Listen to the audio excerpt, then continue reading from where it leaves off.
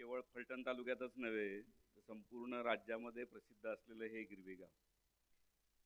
माझ्यापूर्वी बोललेल्या प्रत्येक वक्त्याने अतिशय अभिमानाने आनंदाने आपल्या गावाचा उल्लेख केलेला होता. साहजिकच आहे, प्रत्येकाला आपल्या गावाबद्दल अभिमान असणं योग्य आहे. प्रत्येक जण आपल्या गावाचं नाव उंचवण्यासाठी प्रयत्न करत असतो. स्वतःच्या आयुष्यामध्ये यश मिळवतानाच आपल्या गावाचंही नाव मोठं झालं पाहिजे, आपल्या आईवडिलांचंही नाव मोठं झालं पाहिजे, याच्यासाठी सगळ्यांनी काम केलं पाहिजे किंवा प्रयत्न केले पाहिजे. आणि ज्या गावाचं नाव आपण मोठं करत असतो त्या गावाने आपली दखल घ्यावी अशी आपली मनोमनी इच्छा असते. मला या कार्यक्रमाचं निमंत्रण ज्यावेळेस मिळालं त्यावेळेस मी याच कारणासाठी हा कार्यक्रम स्वीकारलेला होता. एकतर ज्यांनी निमंत्रण दिलं ते शून्यापासून शिखरापर्यंत गेलेलं व्यक्तिमत्व म्हणजे शेतकरी, प्रगतिशील शेतकरी म्हणून ओळख झालेले आमचे रामदास कदम साहेब. आणि ते शेतकऱ्याच्या पोरांनी मिळवलेल्या यशाचं कौतुक करण्यासाठी एखादा कार्यक्रम घेत आहेत आणि त्यावेळेस दुसऱ्या शेतकऱ्याच्या पोराला बोलवतायत, तर त्यांनी जाणं त्याचं काम आहे. म्हणून आज मी या कार्यक्रमासाठी आलेलो आहे. या कार्यक्रमामध्ये उपस्थित असणाऱ्या या गावच्या प्रथम नागरिक सरपंच कदमताई, त्याचबरोबर आपण ज्यांचा सत्कार केलेला आहे ते तीनही यशस्वी अधिकारी वाघ बंधू भगिनी आणि विश्वास धुमाळ, त्यांची आत्ताच उपविभागीय कृषी अधिकारी म्हणून नियुक्ती झालेली आहे. त्याचबरोबर त्यांच्यापेक्षाही ज्यांचं कष्ट किंवा कार्य मोठं आहे, ज्यांचा आपण आवर्जून या ठिकाणी बोलवून त्यांचा सत्कार केला, ते श्रीयुत नारायण विष्णू वाघ, संगीता नारायण वाघ, त्याचबरोबर विश्वासराव धुमाळ, अमृतराव धुमाळ आणि सुरेखा धुमाळ. या व्यक्तिमत्वांच्या समोर केवळ त्यांच्या आईवडिलांनीच नव्हे तर आपण सर्वांनीच नतमस्तक झालं पाहिजे. कारण त्यांनी हे दाखवून दिलेलं आहे आज की त्यांची सध्याची परिस्थिती बघून त्यांच्या पुढच्या पिढीने काय व्हावं हे ठरत नाहीये. म्हणजे टाटाचा मुलगा टाटाचा कंपनी चालवणारच आहे, शेतकऱ्यांचा मुलगा शेती करू शकतो, परंतु त्या क्षेत्रामधून बाहेर पडून दुसरं नवीन क्षेत्रही तो निवडू शकतो. आणि केवळ घरची परिस्थिती गरीब आहे म्हणून तो त्या क्षेत्रामध्ये यशस्वी होणार नाही, ही जी बहुतांश मुलांच्या मध्ये, मुलींच्या मध्ये, इवन आईवडिलांच्या मध्ये जी भावना असते ती दूर करण्याचं काम या आईवडिलांनी, आजोबांनी आज केलेलं आहे. आणि त्यांनी जी स्वप्न पाहिलेली आहेत ती स्वप्न आमच्या या पोरांनी प्रत्यक्षात आणलेली आहेत. म्हणून या सर्वांचं आपण एकदा जोरदार टाळ्या वाजवून स्वागत करूया.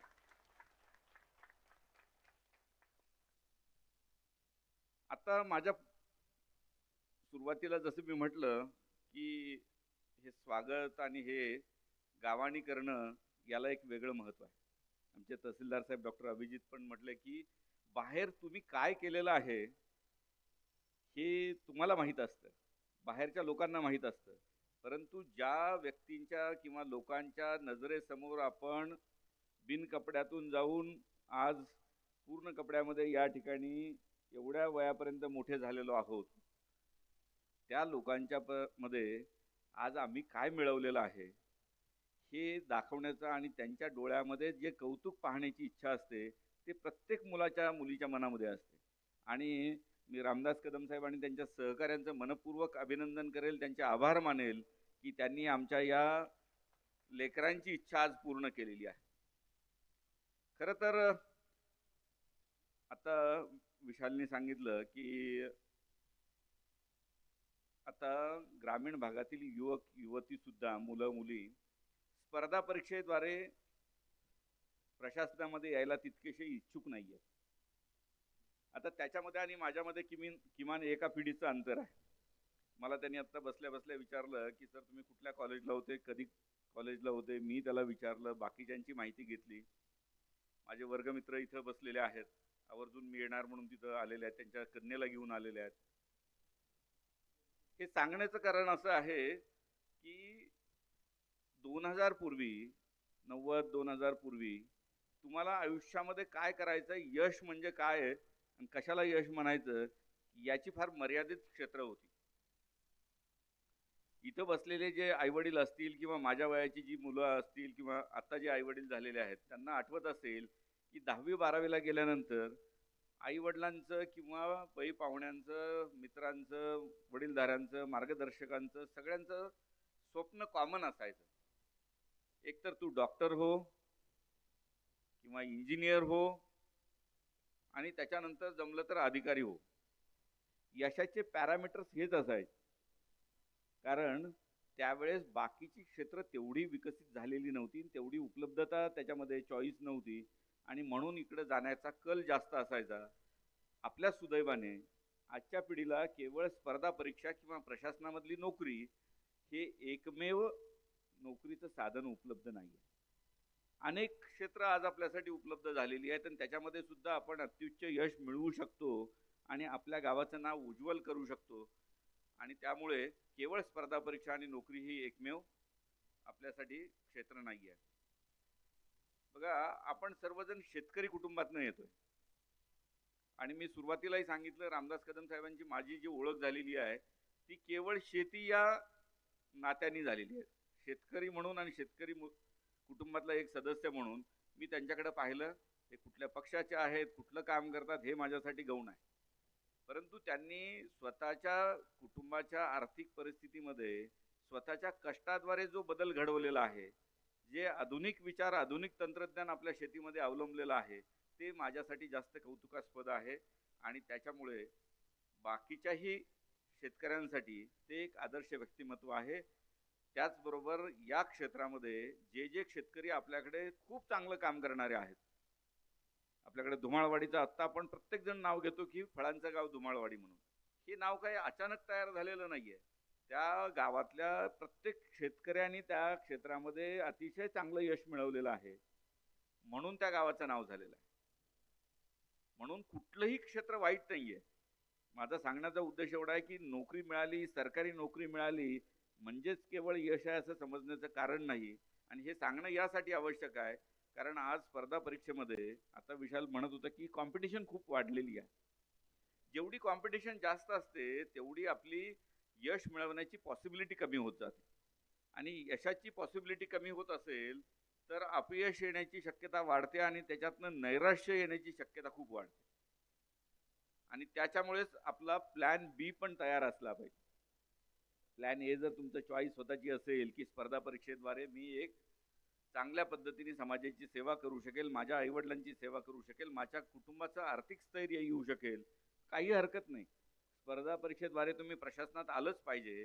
मला वाटतं वकील साहेब, काही ॲडव्होकेट शिवराज का, हां, शिवराज कदमांनी अतिशय छान वर्णन केलं होतं की लोकशाही म्हणजे काय, घटना म्हणजे काय, घटनाची प्रास्ताविका काय आहे, डॉक्टर बाबासाहेब आंबेडकरांनी आपल्याला कुठली मूल्य दिलेली आहेत, आजचं प्रशासन काय आहे, कुठले नेतृत्वांना प्रशासनाने फॉलो केलं पाहिजे, हे अतिशय योग्य आहे. त्याच्याबद्दल काही दुमत असल्याचं कारण नाही आहे. परंतु प्रशासनासोबतच लोकशाहीचे इतर जे 3 स्तंभ आहेत, तुम्हाला सगळ्यांनाच माहिती आहे, त्या 3 स्तंभासोबतच प्रशासन एक स्तंभ आहे.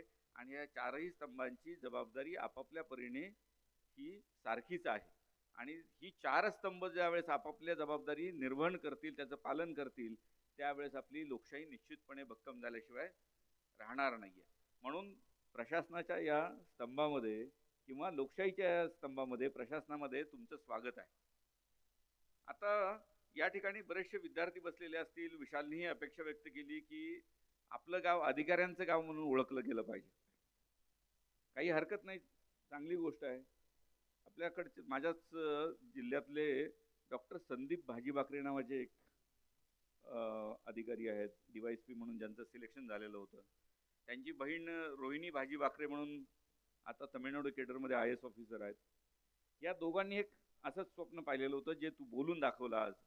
त्याच्याप्रमाणे त्या दोघांनी कृती केली, गावकऱ्यांनी त्यांना साथ दिली आणि आज त्या गावाला अधिकाऱ्यांचं गाव म्हणून ओळखलं जातं.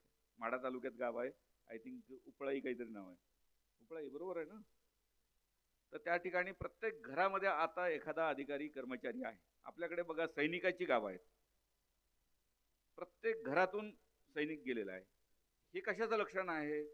आपण आपल्या समाजातला जो यश मिळवणारा माणूस आहे, ज्याला समाजामध्ये मान आहे, स्थान आहे, ज्याच्याकडे लोक पाहतात, त्याचे विचार ऐकतात, त्याला अनुकरण करण्याचा किंवा फॉलो करण्याचा प्रयत्न करतात, त्यांच्याकडे पाहून त्याप्रमाणे जात असतात. आता तुमचं आमचं हे कर्तव्य असणार आहे की जी भावी पिढी या प्रशासनामध्ये यायला इच्छुक आहे, त्यांना मार्गदर्शन केलं पाहिजे, त्यांना दिशा दाखवली पाहिजे, मदत केली पाहिजे, गरज असेल तिथं मदतीचा हात दिला पाहिजे. तर निश्चितपणे तेही आपल्यासोबत येऊ शकतील, त्याच्यात काही अशक्य काही नाही आहे. आणि त्यांनी विशालनी मला वाटतं बोलता बोलता एक सांगितलं होतं की गावामधली जी मुलं आहेत किंवा मुली आहेत त्यांच्या क्षमता कुठेही कमी कमी नाही आहे. बरोबर आहे ना? क्षमतेमध्ये आपण कुठे कमी नाही, टॅलेंटमध्ये कुठे कमी नाही आहे. आम्ही कुठे कमी पडतो? मेट्रो सिटीमध्ये पुण्यासारख्या मुंबईसारख्या ठिकाणी गेलो आम्ही, कुठल्याही क्लासला जाऊ किंवा कॉलेजला जाऊ, तिथं गेल्यानंतर शहरातली मुलं जरा थोडीशी स्मार्ट दिसतात. स्मार्ट दिसतात म्हणजे काय? दिसायला चकचकीत आहेत, चांगले कपडे घालतात, कारण लहानपणापासून शहरी वातावरणात वाढलेले, त्यामुळे त्यांना ती कपडे घालून वावरण्यामध्ये कॉन्फिडन्स आहे आणि बोलतात चटपटीत. परंतु ज्यावेळेस प्रत्यक्ष वेळ येते त्यावेळेस आपल्या ग्रामीण भागातली मुलं त्यांच्यापेक्षा कुठेही मागे पडत नाही. मागे कुठे पडतात? फक्त बोलण्यामध्ये.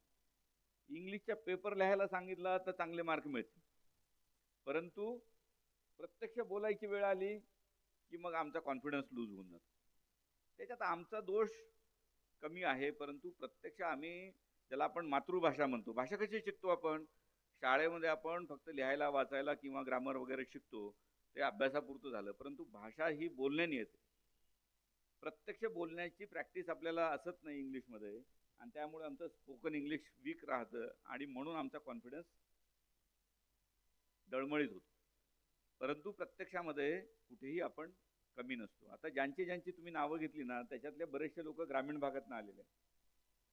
डॉक्टर बाबासाहेब आंबेडकर घ्या, आपण ज्यांना सगळे आराध्य मानतो, ज्यांच्या विचारावर चालण्याचा प्रयत्न करतो, ते छत्रपती शिवाजी महाराज घ्या, महात्मा फुले घ्या, सावित्रीबाई फुले घ्या, किंवा कुठलंही आदर्श व्यक्तिमत्व घ्या की ज्यांनी या भारताच्या जडणघडणीमध्ये मोलाचं योगदान दिलेलं आहे, तर तुम्हाला असं लक्षात येईल ते अतिशय सर्वसामान्य परिस्थितीमधून समोर आलेले आहेत. त्यांनी अतिशय मोठ्या मोठ्या संकटांना तोंड दिलेलं आहे. फक्त त्यांनी एकच केलेलं होतं, आपलं ध्येय निश्चित केलेलं होतं, आपल्याला काय करायचं हे ठरवलेलं होतं, आणि त्या ध्येयाप्रती अविचल श्रद्धा ठेवून, निष्ठा ठेवून आपली मार्गक्रमण किंवा वाटचाल केलेली होती. आलेल्या संकटावर मात केलेली होती. संकटाचा कधीही बाऊ केलेला नव्हता. 100 उदाहरणं आत्ता आपल्याला सांगता येतील, या आत्ता ज्यांची आपण नावं घेतलेली आहेत त्यांच्या आयुष्यातली 100 उदाहरणं सांगता येतील. त्यांच्या ठिकाणी आपण असतो तर म्हटलं असतं की आता नशिबामध्ये नाहीये आपल्या यश मिळवणं, राजा होणं किंवा उच्च शिक्षित होणं, हे आपल्या नशिबामध्ये नाहीये. परिस्थिती आपल्याला सांगते की आपल्या आईवडिलांनी, पूर्वजांनी जे केलेलं आहे तेच आपण केलं पाहिजे, तिथंच गेलं पाहिजे. तर त्यांनी हे अमान्य केलं आणि त्यांनी जे ठरवलेलं होतं त्याच्यामध्ये निश्चितपणे यश मिळवलेलं आहे. आपल्याकडे कोणत्या संतांनी म्हणलेलं आहे तुम्ही सांगू शकाल?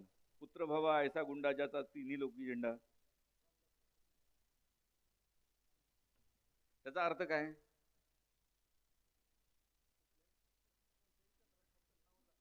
पुत्र भावा ऐसा गुंडा. आता तुम्ही म्हणाल काय वर्दीवाला गुंडा किंवा बरेच पिक्चरची नावं यायला लागलेत ना, असा गुंडा तसा गुंडा. त्याच्यात ते अपेक्षित नाहीये. त्याच्यामध्ये अपेक्षित असं आहे की त्यांनी ज्या क्षेत्रात जिथं पाऊल टाकेल तिथं यश मिळवलं पाहिजे, लात मारेल तिथं पाणी काढलं पाहिजे, येणाऱ्या प्रत्येक संकटावर त्यांनी मात केली पाहिजे आणि आयुष्याच्या प्रत्येक क्षेत्रामध्ये यश मिळवलं पाहिजे. त्याचा तिन्ही लोकी झेंडा झाला पाहिजे आणि ज्या आईवडिलांनी त्याला जन्म दिलेला आहे, ज्या आजी आजोबांनी त्याला प्रेमाने वाढवलेलं आहे, त्यांचं नाव त्यांनी मोठं केलं पाहिजे. आज आवर्जून आपण त्यांना स्टेजवर बोलवण्याचं हेच कारण होतं की त्यांच्या कष्टाला आपण सलाम केला पाहिजे. आणि या ठिकाणी बरीचशी ज्येष्ठ मंडळी बसलेली आहेत, आज काही वडिलांच्या भूमिकेमध्ये असतील, त्यांच्यासाठी हा संदेश आहे की बऱ्याच वेळेस त्यांचं असं म्हणणं असतं की 12वी झाला, ग्रॅज्युएट झाला की नोकरीला लागला पाहिजे. मला वाटतं विशाल पण म्हटलं की आपण थांबत नाही. लगेच जी मिळेल ती नोकरी पकड आणि कमवायला लाग. घरच्या संसाराला हातभार लाव, असा संदेश असतो. ठीक आहे, तुम्ही तुमच्या जागेवर बरोबरही असता. कारण तुम्ही खस्ता खाल्लेले आहेत, कष्ट केलेले आहेत, तुमची कुत्तरवड झालेली आहे, संसार फाटका कसा तरी शिवून तुम्ही चालवलेला आहे. म्हणून आपल्या पोरांनी कमवून 4 पैसे घराच्या खर्चाला दिले, तर चांगलंच आहे. परंतु तुम्हाला जर खरं यश मिळवायचं असेल, आणखी थोडंसं मोठं ध्येय साध्य करायचं असेल, तर थोडी वाट पाहायला पण आपण शिकली पाहिजे. त्याच्यावर विश्वास ठेवायला पण शिकलं पाहिजे. आणि तो विश्वास जर ठेवला, तर ही पोरं आपल्याला नाउमेद करणार नाहीत, नाराज करणार नाहीत. निश्चितपणे त्यांना 2-4 वर्ष आपण दिली पाहिजे. जसं 12वी ग्रॅज्युएशनपर्यंत आपण त्यांना पूर्णपणे पाठबळ देतो. आपण कधीही त्यावेळेस विचारत नाही, की आता तू थांबव शिक्षण आणि नोकरीला लाग. तर ग्रॅज्युएशन नंतर सुद्धा 3-4 वर्ष आपण त्यांना दिली पाहिजेत. इथं बसलेल्या सगळ्या आई-वडिलांना माझी नम्रतापूर्वक विनंती आहे, की तुमच्या मुलांनी जी स्वप्न पाहिलेली आहेत, त्यांच्या स्वप्नाला साध्य करण्यासाठी, ती मिळवण्यासाठी, प्रत्यक्षात येण्यासाठी तुम्ही मदत करतच असता. ते आपल्या सर्वांचं कर्तव्य आहेच. परंतु त्याच्यावर विश्वास ठेवून बघा. काही निश्चितपणे त्याची चांगली फळं तुम्हाला मिळाल्याशिवाय राहणार नाहीत. या ठिकाणी या तिघांचंही आता प्रशासनामध्ये आपण स्वागत करतोय. परंतु प्रशासनात आल्यानंतर वाटचाल इतकी सोपी नाहीये. तुम्हाला बाहेरून फार बरं वाटत असेल, वकील साहेब बोलले, किंवा येताना सगळ्यांना असं वाटतं की रील्समध्ये काय भारी दिसतात साहेब, गाडी फार मोठी दिसते, स्वतःला घ्यायची अवकात नव्हती परंतु सरकारने दिली म्हणून त्याच्यात बसून आपण मिरवतोय, लाईट आहे. परंतु कुठलाही मुकुट जो असतो ना, तो काटेरीच असतो. खुर्ची सुद्धा काटेरीच आहे. तिला खालनं चांगले काटे आहेत म्हणूनच आपण जागेवर व्यवस्थितपणे जागेपणे बसू शकतो. ते आपण सहर्षपणे स्वीकारलं पाहिजे. लोकांच्या अपेक्षा ज्या असतात त्या त्यांच्या जागी बरोबरच आहेत. कारण आपण बघा, त्या परीक्षा ज्या दिलेल्या आहेत तुम्ही, त्याचं नाव पण तसंच आहे, महाराष्ट्र लोकसेवा आयोग. लोकसेवा हे त्याच्यातलं सगळ्यात महत्त्वाचा शब्द आहे. लोकांची सेवा करण्यासाठी पब्लिक सर्व्हिस, इंग्लिशमध्ये त्याला आपण पब्लिक सर्व्हिस म्हणतो. त्या सेवा करण्यासाठी आम्हाला सेवक पाहिजे. परंतु आपलं असं झालं आहे की आपण त्यांना सेवक समजायच्या ऐवजी मालक समजायला लागलेलो आहे. मला तर प्रश्न पडलेला होता की सुरुवातीला सूत्रसंचालक मला का प्रमुख करायला लागला, जिल्हा प्रमुख, जिल्हा प्रमुख. मी कुठेही प्रवेश केलेला नाही म्हटलं अद्याप. त्याच्यामुळे कृपया गैरसमज करून घेऊ नका. तर हे सगळे आम्ही सेवक आहोत, कुठेही मालक नाही आहेत. या तिघांनाही माझी नम्र विनंती आहे की आपण हे कायम लक्षात ठेवा. ज्या क्षेत्रामध्ये आपली निवड झालेली आहे, त्या क्षेत्राची आपली जी कर्तव्य आहेत ती म्हणजे अंतिमता जो शेवटचा माणूस आहे त्याला मदत करणं. जी यथायोग्य आपल्याला आपल्या अधिकार क्षेत्रामध्ये जी असेल ती मदत करणं. तुमच्या कार्यक्षेत्राच्या बाहेर, क्षमतांच्या बाहेर जाऊन तिथं काही वेगळं हे करून तुम्ही मदत करण्याची काही आवश्यकता नाही. तसं कुणी अपेक्षितही करत नाही. परंतु जे शक्य आहे ते सुद्धा आपण बऱ्याच वेळेस करत करत नाही, किंवा कमी पडतो आपण. आणि त्यामुळं लोक बऱ्याच वेळेस नाराज होतात. वेळेवर आपण कार्यालयात उपस्थित असलं पाहिजे, पूर्ण वेळ दिला पाहिजे. आणि वेळ दिला तर आपोआप कामं पण मार्गी लागतात. आणि म्हणून तुमच्या आईवडिलांना तुम्ही जर नजरेसमोर ठेवलं, तर तुम्ही कधीही असं धाडस करणार नाही की फाटक्या कपड्यातला एखादा माणूस आला आणि त्याची हेटाळणी तुम्ही केलेली. तुम्हाला नेहमी आठवेल की माझे वडील असे दिसत होते, माझे आजोबा असे होते. कुणी आला तर तुम्ही त्याचं चांगल्या शब्दामध्ये स्वागत कराल. निश्चितपणे तुमच्या हातून त्यांची सेवा घडेल. निश्चितपणे आजचा हा कार्यक्रम बघून मला 30 वर्षापूर्वीचा माझा कार्यक्रम आठवला. आणि त्या कार्यक्रमामध्ये बोलताना माझी अशीच पाय थरथर कापत होते. म्हणजे पहिला पहिली परीक्षा होती, पहिला इंटरव्ह्यू होता, पहिलं सिलेक्शन होतं. त्याच्यामुळे मला पुढचं कुठलंही परीक्षा द्यावी लागली नाही. परीक्षा दिल्या, परंतु इंटरव्ह्यू द्यावा लागला नाही, सिलेक्शनला जावं लागलं नाही. आणि त्यावेळेस मला भाषण करण्याचा एवढा काही अनुभव नव्हता. गावकऱ्यांनी ज्यावेळेस पहिल्यांदा सत्कार करून सत्काराला उत्तर द्यायचं होतं, त्यावेळेस काय बोलावं हेही समजत नव्हतं. म्हणजे विधा मनस्थिती अशी होती की म्हणजे जो आनंद होता, हुरहुर होती, आणि काय बोलावं हेही समजत नव्हतं. आज बऱ्याच वेळेस तुमच्याही मनामध्ये असेच भावभावना असू शकतील. परंतु आता उद्यापासून तुम्हाला कदाचित हे स्टेपिंग स्टोन, किंवा ज्याला पहिली पायरी म्हणून तुमच्या हातामध्ये एक पोस्ट आहे. ती काय आता कुठे निघून जात नाही. तुम्ही कदाचित इंटरव्ह्यूमध्ये उत्तर दिलेलं असेल की मला लोकांची सेवा करायची आहे म्हणून प्रशासनात यायचं आहे. दिलं होतं का उत्तर? ते अर्धसत्य आहे. त्यांना सगळ्यांना पटलंय बघा. पूर्ण सत्य असं आहे की ही नोकरी ही आपली रोजीरोटी आहे. आपल्या आईवडिलांची अपेक्षा नोकरी करावी का आहे? त्यांना असं वाटतं की शेतीमध्ये अनेक संकट येतात. कधी अतिवृष्टी होते, कधी कमी पाऊस पडून दुष्काळ होतो, कधी गारपीट होते, हातातोंडाशी आलेला घास निसर्ग हिरावून घेतो, काही नाही झालं तर भाव पडले म्हणून मातीमोल होतो, आणि हक्काचं इन्कम अर्थार्जन होण्याची शाश्वती नाही आहे. म्हणून हक्काची 4 पैसे मिळवून देणारी नोकरी असावी आणि कुटुंबाला स्टॅबिलिटी असावी, ही आपली पहिली भूमिका असते. स्वच्छपणे मान्य करायला काही हरकत नाही, त्याला मुलामा देण्याची काही गरज नाही. त्याच्यामुळे आता तुम्हाला हक्काची एक नोकरी झालेली आहे. कदाचित तुम्हाला लवकरच बरेचसे प्रस्ताव पण यायला लागतील. त्याच्यामुळे छोकरी पण तुम्हाला लवकरच मिळून जाईल, त्याच्यातही काही दुमत नाही आहे. परंतु आता तुमच्या ज्या पोस्ट आहेत, PSI आहे, आता तुला खूप मोठं वाटत असेल की राज्यामध्ये मी पहिला आलोय. पहिला येणं कधीही चांगलंच असतं, आपल्या गावाचं नाव सगळीकडे मोठं करणं कधीही चांगलंच आहे. परंतु पोलिसांच्या हायरार्कीमध्ये जर आपण बघितलं तर PSI कितव्या पायरीवर आहे हे बघा, आणि त्याच्या वर किती लोक आहेत बघा, किती लोकांना सॅल्यूट ठोकायचं हे लक्षात घ्या.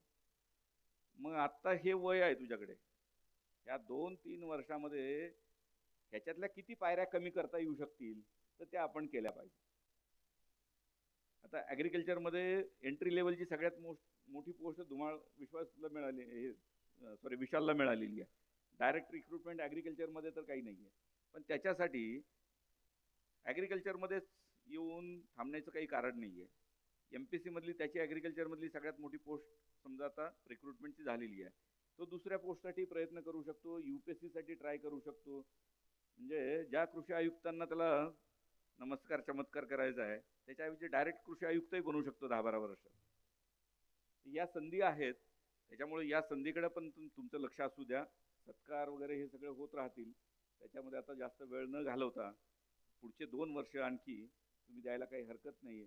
आणि निश्चितपणे आता ज्याप्रमाणे आपण यश मिळवलेलं आहे, तेवढीच कन्सिस्टन्सी जर आपण ठेवली, तेवढेच प्रयत्न आपण ठेवले, थोडेसे आणखी वाढवले, तर मला खात्री आहे की याच्यापेक्षा मोठ्या सत्कार तुमच्या गावामध्ये तुमचं हे गावकरी केल्याशिवाय राहणार नाहीत. कारण आल्यानंतर मी विचारलं की किती लोकसंख्या आहे गावाची, म्हणले 10,000 लोकसंख्या आहे. त्याच्या अगोदर त्यांनी सांगितलं 7-7.5 हजार मतदान आहे. आपण मतदानाला जरा जास्तच महत्त्व द्यायला लागलो. म्हणजे लोकसंख्येपेक्षा आपल्याला मतदारच अगोदर संख्या माहिती आहे. तर त्याच्यापेक्षा जास्त संख्या या ग्राउंडमध्ये असेल आणि हे संपूर्ण पटांगण मारुतीच्या साक्षीने तुझा सत्कार करायला भरलेलं असेल अशी मला खात्री आहे. तर तुला पुढच्या परीक्षांसाठी तुम्हा तिघांनाही मनपूर्वक शुभेच्छा. आणि या समोर बसलेल्या जे तरुण तरुणी या क्षेत्रामध्ये यायला इच्छुक आहेत त्यांनाही खूप खूप शुभेच्छा. शेती जे करतायत, शेतीमध्ये नवनवीन प्रयोग जे करतायत, वेगवेगळ्या उद्योगधंद्यामध्ये जे आहेत तिथं प्रयोग करतायत, तिथं यश मिळवण्यासाठी कष्ट करतायत, त्या सर्वांना माझ्या शुभेच्छा आहेत. आपण आपल्या क्षेत्रामध्ये अत्युच्च यश मिळवा. गावकरी प्रशासन तुमच्या सोबत असणार आहे. कुठेही अडचण आली, आमच्या लायक काही असेल तर निश्चितपणे तुम्ही डायरेक्ट कॉल करा, आम्ही तुमच्यासोबत असू. एवढेच तुम्हाला आश्वासनाचे 2 शब्द सांगतो आणि माझे 2 शब्द या ठिकाणी थांबवतो. रामदास कदम आणि त्यांच्या सर्व सहकाऱ्यांनी या ठिकाणी मला निमंत्रित केलं, माझा आदर सत्कार केला, आपल्यासोबत बोलण्याची संधी उपलब्ध करून दिली, त्याबद्दल मी त्यांचे मनपूर्वक आभार मानतो आणि माझे 2 शब्द या ठिकाणी थांबवतो. जय हिंद, जय